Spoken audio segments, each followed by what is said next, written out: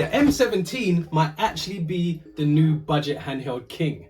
So this thing just came out of nowhere, like unexpected. I picked it up from my favorite store, AliExpress. I paid this price, and apparently it was made by these guys. Never seen them before. So you can see where they got their inspiration. It looks a lot like another popular handheld that we've seen before. Yep. So here are the specs. It is a Linux device running emulation version 4.3. It does have a quad-core Cortex A7 processor in there, which is 1.6 gigahertz. We've seen this in devices before. System memory is 2 gig. Storage capacity is 64 gig. However, the most it will take on an SD card is 128 gig. Apparently it's got an IPS display, but it says LCD as well. I don't know, either or both. Guys, let me know in the comments. Anyway, it's 4.3 inches. It does have a 1500 mAh battery, which is great. And it looks like a Retroid Pocket 3, so it's got that going for it. But not to fire shots. No matter how much it looks like a Retroid Pocket 3, it just isn't one, but good attempt. I'm not expecting this to be a great unboxing experience, but look, let's see in it. So, okay, it's all here, regular box, nothing there. Here's the unit itself. Feels okay for the price. What else do you get? You get an instruction manual, and it is you know, English and Chinese. And look, it's showing, it's displaying that it plays PSP, but we'll obviously see what that's like a little. The fact that they're bragging about it with this particular chipset is a lot to be said. And you get your USB Type-C cable, which is always great. Nothing else in the box other than the specs. I mean, nothing special about that. Here we go. So here's a first glance, yeah. And all I can see is bezels, bezels, bezels. Man, these things are thick. Maybe they could have made it a little bit more expensive and obviously reducing the, you know, the size of the bezels. But look, there it is. I'm gonna just peel this off. Oh gosh, I was literally about to rip it hard, but yo, it's one of those ones where you gotta really dig your nails in deep. Look. But it comes off relatively easy. I don't think this is going to be a great display as well. The plastic feels okay, no different to what you would normally find with Pal Kitty. Let's get a closer look at the buttons. So on the left here, you've got a minus key. Not sure what that's going to do, but we'll find out. You've got your analog stick. It looks a lot like the Nintendo Switch style, or whatever you'd normally see on a retro handheld. They don't click in. So it feels a lot like the Arcade 2020. I don't know if you guys ever had that when it first came out, but that's what it feels like. But you know, it works, it's functional. You got your D-pad as well. It feels a bit hard, if you know what I mean. It feels a bit hard. Then you've got your select key, and they feel a lot more. This and this, they feel super tactile, but they're really clicky. Good thing you don't have to press them a lot, because that would get on somebody's nerves. You move along to the right, you got your M17 symbol right there, so you know exactly what model this is. Got your plus key here, clicky. The A, B and the X, Y, they don't feel too bad actually. They got a decent travel. When I press them hard, they don't sink into the device itself, so they feel okay. You got another analog stick, and same again, not clicky.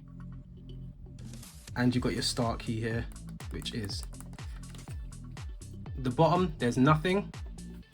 The side, nothing here. At the top right, this is where it gets a bit interesting. You got your triggers, and they're flared on a budget device, a super budget device at that. They're clicky, and they feel somewhat comfortable, to be fair. We'll move along. I think this is your power. Yeah, this is your power switch right here. You got your TF card slot, your headphone jack, USB, and again your left triggers over here as well. These look all right. Look, I mean, look, well placed. They look all right. Go to the back. Fake speaker grill, mono sound is what I'm guessing. You got your stickers right here and your same dead screws, what you normally find. But do you know what? As far as budget devices go, yo, I've felt worse. This feels like the level of a Pal Kiddie device. The plastic, it ain't great, but it ain't bad either. So let's do a quick screen comparison for perspective. So what you've got here is obviously the M17 next to the RG35XX. Massive difference in display, plus the form factor is completely different as well. RG405M. You got the RG505. It is the 505, right? Yeah. You got the RG505 Miu Mini. just for giggles. And let's just also put it up next to the old DMG as well. Let's just cram you in there. So yeah, that's what it looks like. In terms of thickness, you know, it's actually pretty thin. It's thinner than the 505. And again, I should have did this before, sorry guys. And there you go, there's the difference in thickness in regards to the 405M. Move along. All right, so let's power this bad boy on. It's loading. I'm not expecting a great deal out of this display, if I'm gonna be completely honest. It doesn't look like an IPS display, so maybe what's under this plastic is probably IPS, but this plastic just makes it look like a regular dead LCD display, but we'll see. First time loading, and it is emulate. It's been a long time. So straight off the bat, it's showing you Sony PSP. This came with an SD card full of games as well. So let's just quickly look at the systems. So you got Sony PSP, Arcade, Neo, Final Burn obviously, MAME, Atari again, Atari Lynx, CPS 1, 2 and 3, PC Engine, NES, Hacks, Game Boy, Super Famicom and Super Nintendo, N64, Game Boy Color, Game Boy Advance, Sega Genesis, Game Gear, Mega Drive, Neo Geo Pocket Color, and I'm assuming regular Neo Geo Pocket is in there as well, probably PS1, and there you go, all games, favorites, and then back to that. So yeah, do you know what? Let's just dive straight in on this PSP type situation, because I don't know if it's going to be able to run these. It's been a little while since I've used emulate as well, so this is what we've got here. I don't know how to get into PPSSPP if that is what they're using on here, but let's just have a look. So let's just try out, I don't know what to try. Do you know what, let's just try Tekken on there and see what happens.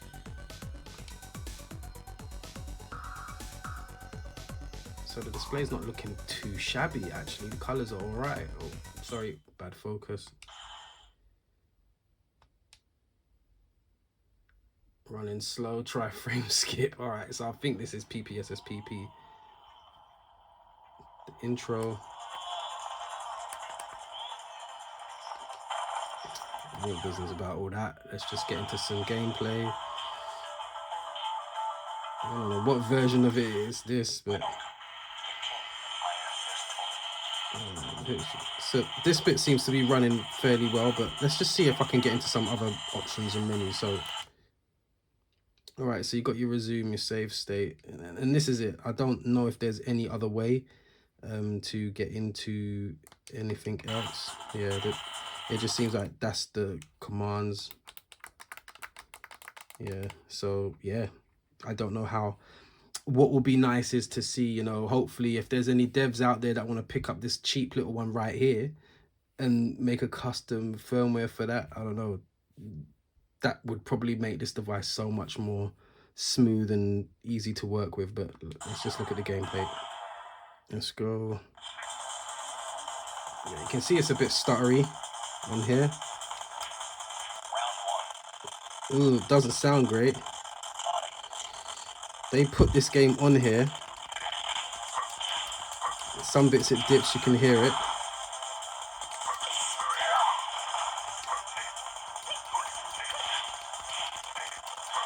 But then other bits, it's a bit funny.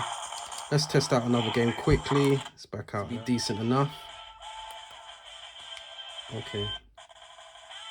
I never really played, I don't remember playing this Dragon Ball. Yeah.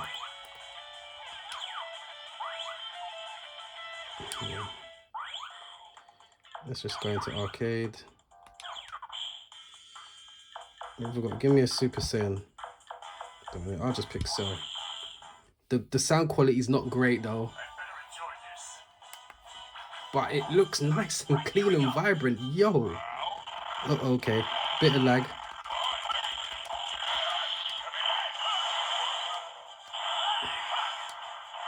I can't remember how to play this. But all things considered, I'm willing to bet that once, or if there is a custom firmware out on this, it probably won't be too bad. All right, look, that's PSP anyway. What I'll say is, guys, if you can get this video to 100 likes, I will literally go through my comments and pick out games that you'd like to see depending on the system that I'm going to run, because I'm going to do thorough emulation testing on this device.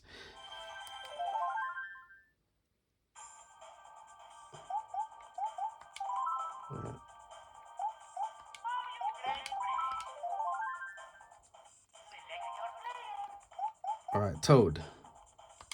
But yeah, back to what I was saying. I mean, it's just surprising that you can pick up something like this and for so cheap, and it's, well, so far it's playing N64. PSP isn't too shabby. I think there's room for tweaks. A little bit of dip in there. Oh, okay. All right, I spin out already. I was too fast. Okay, so the buttons are decent. Let's see. Yeah, look, I can get the ease out perfectly as well. It's not bad. It reminds me a lot of when the Arcade 2020 or the Odroid Go first came out. It's similar experience so far. I keep missing these presents, man.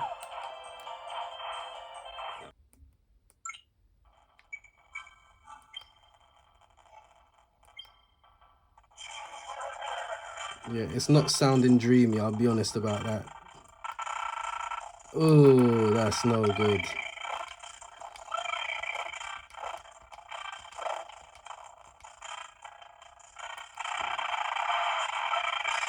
Ugh. Yeah, that does not sound great at all. But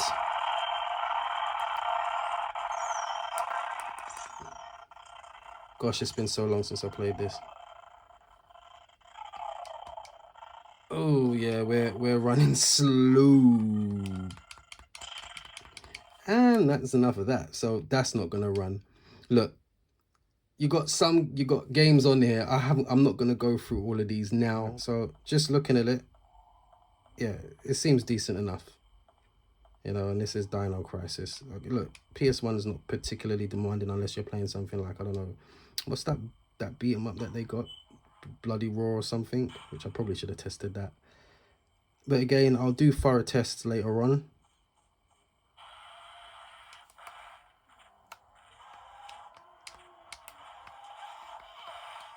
Yo, get up. Shoot. There you go. As I expected, PS1 to be alright.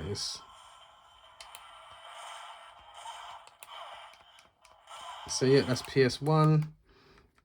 So this is playing it off of probably Final Burn or CPS2 most likely. Yeah, because you got all the credits there.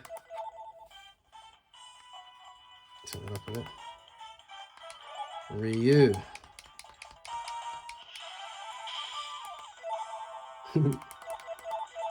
Okay, let's go.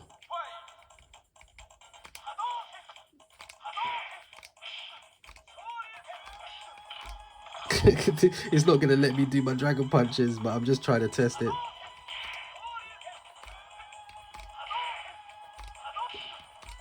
There you go. So yeah, so it's not too bad. Combos work all right. Yeah, I don't think fireballs are going to be a major issue. Not too bad compared to some handhelds that are out there.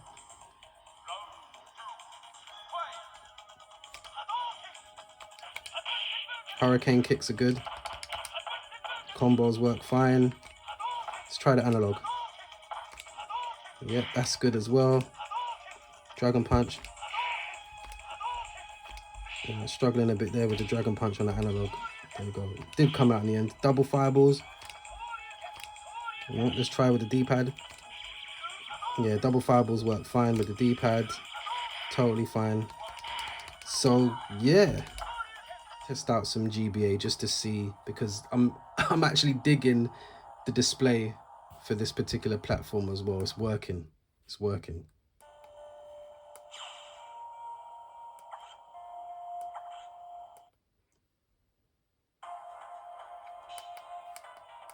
Oh, more. Oh, resume. Can we skip through all that? Gosh, this is one thing about these games, man. It's maybe something I could jump into.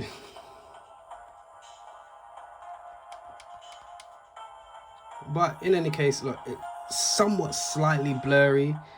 It would be nice to see if we can mess around with integer scaling, but as far as it stands now, it looks a little bit blurry to me, or maybe that's just my eyes. But yeah, look, I can't be asked to go too much into it because this intro is so long, but as you can see, it doesn't look half bad. So yeah, guys, let me know your questions, comments and concerns in the comments below. Let's start a conversation and get active. I hope you liked the video, and above all, thanks for the views.